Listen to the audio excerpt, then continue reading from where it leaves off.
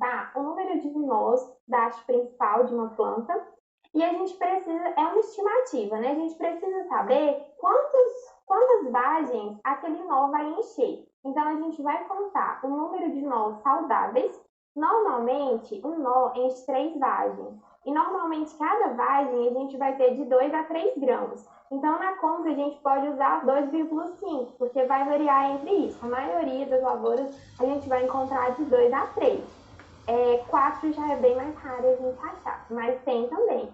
Então, na nossa estimativa, a gente vai contar o número de nós saudáveis, que são aqueles capazes de encher uma vagem, vai multiplicar pelo número de vagens, ou seja, 3, que é o que aquele nó é capaz de encher, e tendo esse número de vagens em uma planta, a gente vai multiplicar por 2,5, que é o que eu falei de 2 a 3 grãos. Então, nessa continha, a gente vai ter quantos grãos por planta de soja na minha lavoura.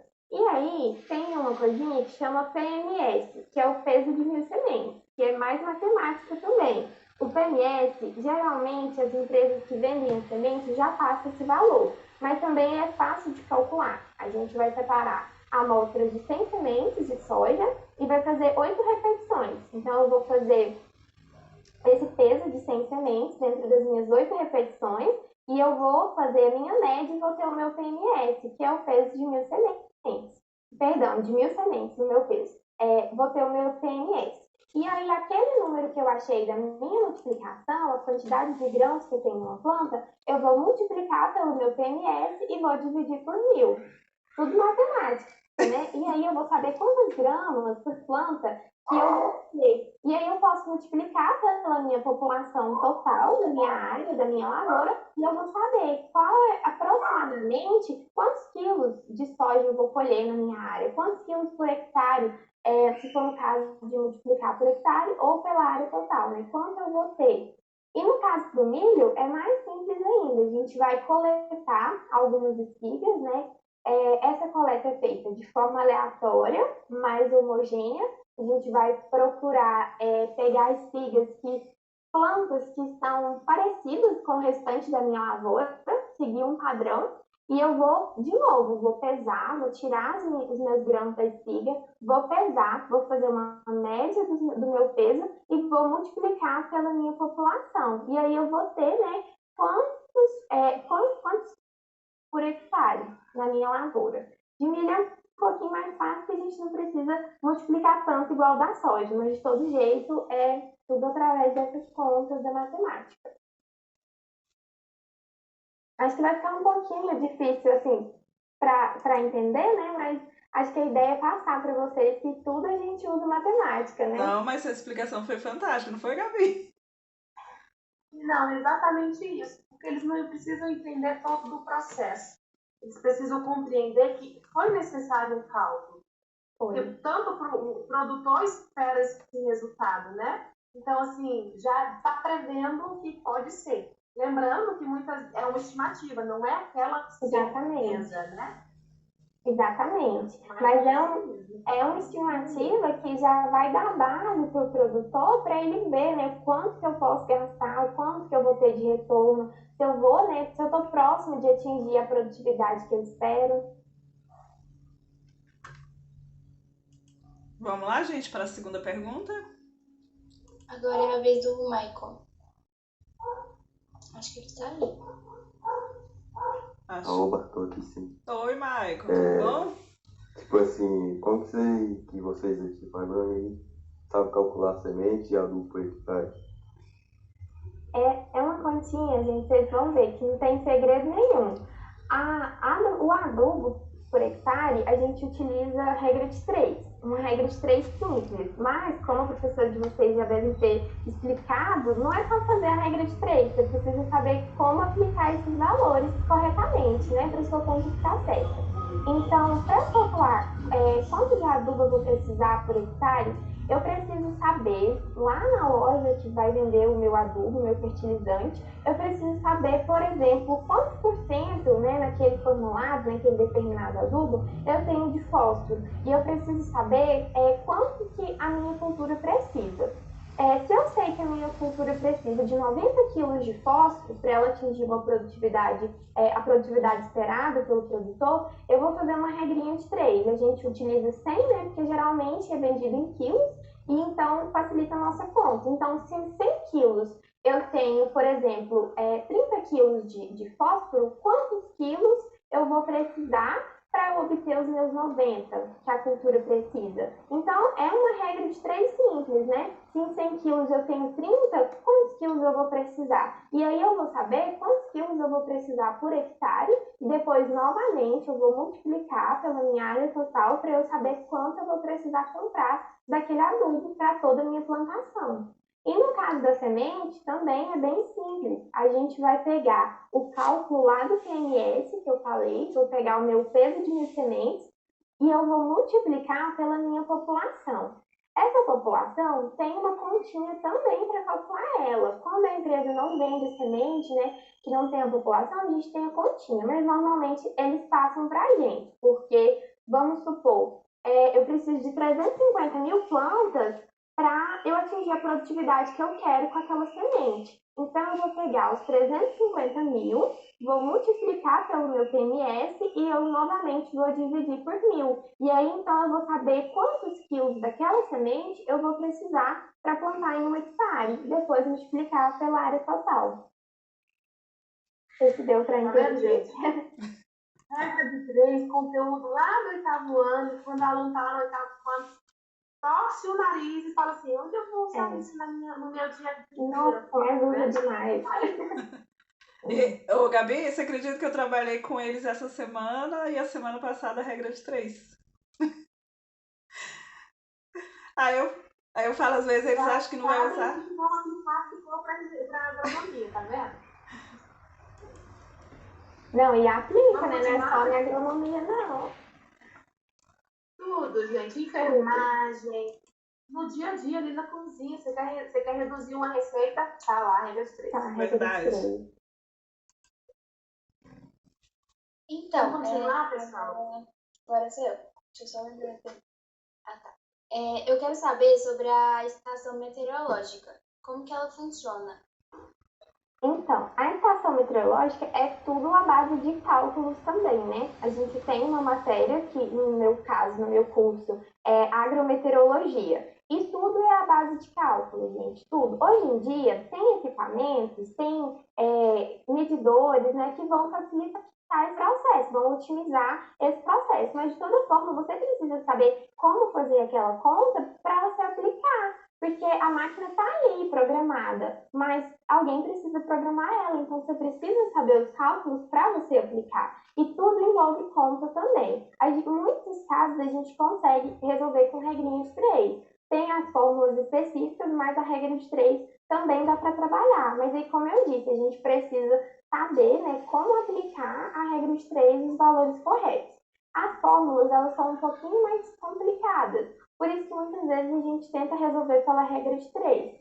Porque aí sim você vai aplicar divisão, você vai aplicar raiz, multiplicação. Então são os probleminhas que você vai ter que saber. Outra pergunta que entra aí. Eu acredito que você conhece aquele instrumento chamado pluviômetro. Sim. Acho que é assim que fala, né? Uhum. Eu vi que muitas pessoas usam em fazenda, né? Como que é ele? Como é que funciona?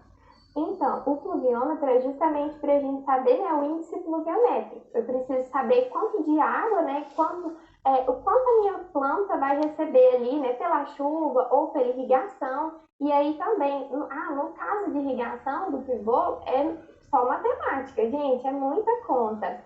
E nesses casos, a gente vai colocar o pluviômetro, a gente vai medir a quantidade de chuva e depois a gente vai lá multiplicar pela minha área também, pelo meu hectare, para eu saber quanto, né, a minha cultura está recebendo. E no caso de pivô, a conta se torna mais complexa porque a gente precisa saber calcular a área, calcular a circunferência, tudo isso a gente precisa para a gente saber quanto ali a gente vai estar aplicando na lavoura.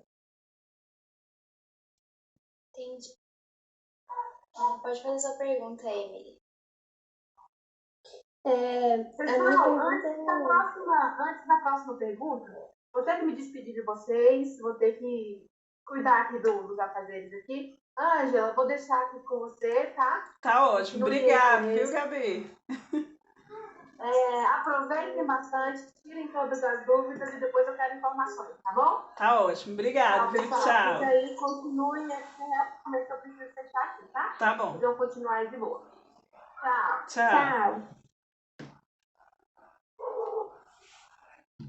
Gente, se vocês não estiverem entendendo, pode perguntar, tá? Que eu volto. Não, tá tranquilo, tá ótimo. Gente, vamos lá pra gente otimizar, porque eu também tenho que entrar em outra aula, tá bom? 7h eu tenho que estar na outra escola. Tá bom, vou fazer a minha pergunta. A minha pergunta é sobre como vocês aplicam a matemática na rotina agrária. Então, como eu disse antes, né, há matemática em tudo, em toda a rotina agrária. Desde a regulagem da máquina para o plantio, não, vamos antes, né? Desde o planejamento, na hora de fazer o orçamento, na hora de calcular a dosagem de produtos, sementes, para regular a minha máquina, a minha plantadeira, o meu pulverizador, tudo eu vou aplicar matemática. E não é só durante o processo da plantação, né, na produção, é em toda a cadeia produtiva. Depois eu vou ter que estar atento aos valores de mercado, que vai incluir a matemática, quanto eu vou comercializar, as formas que eu vou fazer para vender para o produtor, quais são os juros, como vai ser um pagamento à vista. Então, todas as áreas da matemática a gente vai aplicar na rotina agrária. É fundamental, gente, na agronomia. Isabela, pode fazer sua pergunta.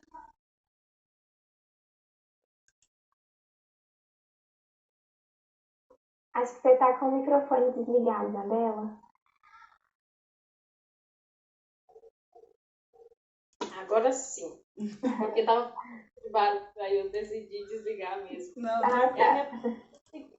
Como vocês agrônomos faz para calcular o espaço de cada semente que cai de cada hectare? Tipo assim, for 3 ou 4 alqueires de hectare, assim, de 4 hectares, que vocês fazem para calcular eles? Essa é uma pergunta boa também, viu? É uma continha que todo agrônomo tem que saber. Porque é isso que vai estabelecer o meu stand, né, que a gente chama, que é para saber se eu vou atingir a produtividade e a rentabilidade que eu preciso.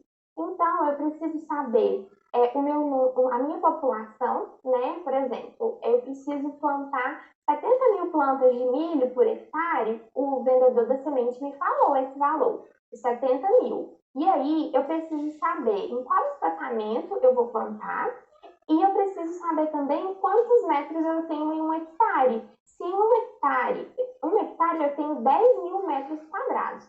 Só que o meu espaçamento é de 0,5. Então, primeiro eu tenho que fazer uma continha para calcular a minha área total. Então, eu vou pegar os meus 10 mil metros quadrados, que eu tirei de um hectare, e eu vou multiplicar por 0,5, que é o espaçamento que eu vou plantar, né? 0,5 entre linhas. Acho que a sua pergunta é entre plantas, né? A distância de uma para outra. Exatamente, é o espaçamento delas. Isso. Então, o espaçamento 0,5 eu já tenho, que esse valor foi me fornecido pelo vendedor. Eu vou ter, então, 10 mil dividido por 0,5, eu vou ter 20 mil metros quadrados.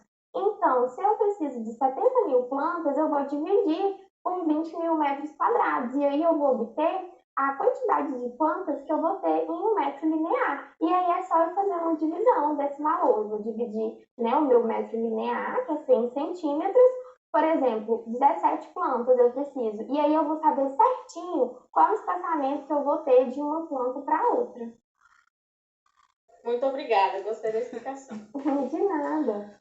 Bom, para fechar aqui agora, eu vou perguntar a você uma curiosidade que eu tive esses dias. Eu queria saber sobre, eu queria saber deixa eu lembrar não, pluviometria do estado de Goiás e do Piauí.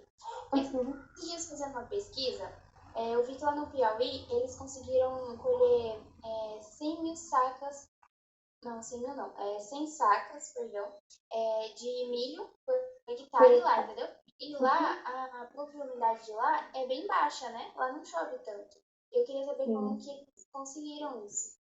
Então, se não for uma área irrigada, né, vai depender muito de outros fatores. É claro que a água é fundamental, mas não é limitante. Igual a gente sabe que tem produtor que planta milho agora, na safrinha que a gente fala, e não é tão bom de chuva quanto plantar em primeira safra, que é no verão, porque no verão chove bem mais. Mas mesmo assim o milho consegue, né, atingir sua produtividade. A água é muito importante, mas não tão limitante, porque se eu tenho uma adubação bem feita, né? Se eu fiz uma adubação bem feita, se eu tive o milho também tem os dias de sol que ele precisa, se eu tive a temperatura que eu preciso, né? A adubação bem realizada, o meu plantio, se na minha conta de milho crescer e eu plantei certinho o que eu precisava, eu posso sim atingir uma produtividade alta. E também tem materiais hoje em dia de milho, de soja, né? Porque o melhoramento genético trabalha muito nisso. Então, tem materiais que são mais vigorosos, que vão se sobressair nessa questão de água. E até interessante, sua curiosidade, o que ele plantou lá no Piauí é diferente do que ele plantou aqui. Porque a gente, quando vai comprar semente, a gente escolhe a região que a gente vai plantar, entendeu? Então, pode ser que a de lá, realmente, ela tenha sido feita, ela deve ser um pouco mais cara, né? Mas o melhoramento genético trabalhou nela essa questão de deficiência hídrica, né? Então, eu consigo, sim, atingir um potencial alto. É só eu cumprir, né, todos os processos da cadeia certinho. Sim, até porque cada um tem, cada pessoa ela tem um conhecimento, né? E ela pode levar Exatamente. para alguma coisa. Bom, é isso, professora. Bom, é isso, as nossas perguntas. Muito obrigada por ter respondido pra gente. De nada. Eu espero ter ajudado vocês. Nossa, né? e muito! Como se diz, foi uma aula excelente. Ellen, nós não temos palavras para te agradecer, né? Obrigado por disponibilizar seu tempo. Você vai fazer parte de um projeto, né? Quando estiver pronta a edição da sua entrevista, a gente pede para a Gabriela te encaminhar, tá bom? Tá bom, E eu quero muito, muito obrigado mesmo, tá bom? Ficou excelente. A gente está com 40 e poucos minutos de entrevista, então vai ter muita coisa para os meninos editar, tá bom? Obrigada, agradeço vocês também pela oportunidade. É sempre bom, assim, o pouquinho que a gente sabe, a gente poder passar, porque a gente aprende também com vocês. É verdade. Muito obrigada. Imagina, ainda mais que eles são terceiro ano, né? Quem sabe, não é uma Então, sementinha que você plantou aí. Tá gente, olha, pensa direitinho o que vocês querem fazer, né? Eu tenho certeza que vocês vão ser profissionais de sucesso, né? Só dedicar mesmo, realmente, estudar, que vocês vão longe. Então tá bom, obrigado, viu, Ellen? Obrigada a vocês. Tchau, Tchau. gente. Boa noite. Tchau. Tchau.